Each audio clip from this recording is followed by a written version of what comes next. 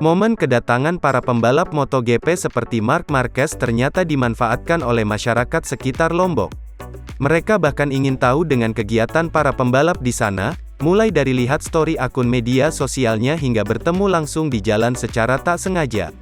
Kali ini, seorang wanita cantik membagikan momen di mana bertemu dengan Marc Marquez dan diakhiri dengan foto bareng.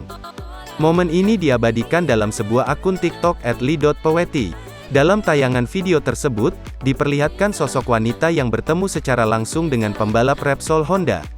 Ia bersama Marc Marquez dan adiknya, Alex Marquez tampak berada di sebuah gubuk sederhana.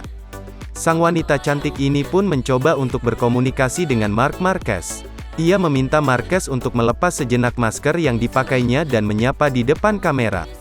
Bahkan Marc sempat bertingkah konyol dengan seolah-olah mencium ke arah kamera. Tingkahnya ini langsung ditertawakan para pria yang bersamanya.